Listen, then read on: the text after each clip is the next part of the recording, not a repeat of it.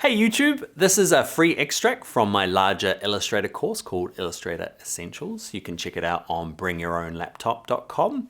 If you want to follow along with this video, there's exercise files, okay? Those are free to download. You can go and download those and there'll be a link in the description, okay? So you can play along. One last thing is there's a cheat sheet as well. So there is a PDF you can download from bringyourownlaptop.com. Look for resources, okay? It's a free PDF. You can download it, print it up, stick it next to your computer while you're doing these videos. All right, enjoy the video. Bye now. Hi there, in this video we're going to redraw the Tinder logo, mainly focusing on this flame and the cool gradient. We're going to learn how to use the Curvature Tool, we're going to use the corner options, all sorts of great gradient stuff. All right, let's learn how to do that in Adobe Illustrator. All right, so let's draw the flame part. Again, there's lots of ways of doing it. Probably the easiest way with our skills is the Curvature Tool. Okay, and remember clicking once gives you curves. Clicking twice or double clicking gives you corners, if I do it right. Okay, so that's the trick. So I'm going to delete all that. I'm going to make sure I've got a fill of none. I'm going to make sure I've got a stroke of black. And I'm going to make sure my stroke is quite thin so I can see what I'm doing. All right, to get started, we're going to pick this tip because that looks good. And we are going to double click because there's a corner. You see it's an edgy corner point, so double click. And when it comes to curves, it's the least amount of points you've got, makes it look nice and smooth. Now you might have to practice a couple of times. I know a circle, okay, has only 4 points, one on the top, one on the bottom, left and right. So we're gonna kind of use that same sort of philosophy here. I'm gonna click once at the kind of like a big side of this, click once. Down the bottom here, I'm gonna click once. Don't worry if it doesn't quite line up because watch, when you keep bending it around, it starts adjusting and we're gonna have to do some adjustments afterwards.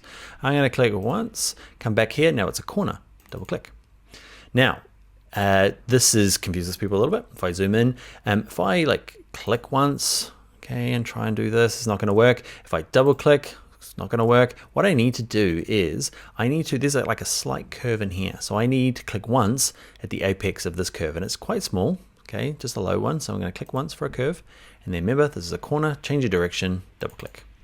Same thing here. It's a lot more exaggerated, so it's easier. So find the center of it, well, the center of the apex, not just the center, the kind of the biggest turning point, which seems a little bit more down here. Click once because we want a curve. Back to here, click once to kind of join it all up, and now we can go and do some adjustments.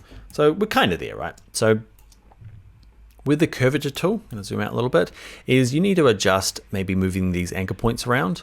Okay, you can see I can kind of move them around and kind of adjust this. The cool thing about using the Curvature Tool rather than the Direct Selection Tool, which might be something you're more accustomed to, is it affects not only this anchor point, but all the corresponding joining ones. And it does a really good job of kind of adjusting things. So I'm just, here we go. Let's go here. Now I'm really just messing about. Come on, find that curve. Now, if you're finding like me, the smart guides are kind of trying to take control, go to view, turn smart guides off. Right at the last minute here, it seemed to kind of fix it. So I'm gonna zoom in up here. I'm happy enough with it, am I? No, I'm not. I'm gonna drag this one down. I'm gonna turn those smart guides off. Please go away. So it's not snapping. There we go there. And this one here, bit of adjustment. He probably needs to be there. And down a little bit. Okay, so another thing that we might do is let's zoom in on this version. I think it has like slightly tapered edges. Ooh, so I'm going to zoom out again. Have nothing selected so that it zooms in the middle of the screen. And I think these guys have slight rounds on the edges here. That one doesn't seem to. These definitely do. Cool. So this is a shortcut to zooming into the whole screen is Command 0 on your keyboard. Okay, if you're on a Mac, or Command 0 on a PC. So what I want to do is probably just grab the white arrow. And I probably want them to be the same actually. So I'm going to zoom out. White arrow, click him. White arrow, click him. Okay, so this one, Direct Selection Tool. I held Shift. Okay, so click one. Hold Shift, click this other one, and you're looking for these little targets here. So I'm going to zoom in on them, and just because I want them to be the same. Spacebar. I'm holding spacebar on my keyboard and holding my mouse and dragging. That's how I'm moving around. Okay, and I'm just going to drag these in because I want them all to be kind of the same. All right, so they both adjusted at the same time. I'm happy enough with it. Next thing I want to do is the gradient. So black arrow, I'm going to select on this guy, I'm going to go to fill, and we're going to start with a gradient, just a regular linear one. We can open up the gradient options from down here, okay, or you can go to window and gradient. Where is he? There he is there. Cool, and we want it selected with the black arrow from linear to radial. We're going to move the center of rotation. I think, is it a radial? I didn't even check before I started. Might not even be a radial gradient. Okay, I think I might be wrong, linear. You can play around. So when you've got it in, right, we need two things. We need the colors and the direction. So let's do the colors first. It's best to select them first. So I'm going to grab the eyedropper tool and I'm going to click on this tippy top color here. And you can see it's there. It's over here. I'm going to click on it and say add to swatches. Click OK. It's just a little appeared there as a little reusable swatch. And then down here, I'm going to grab the eyedropper tool and I'm going to say I want that color.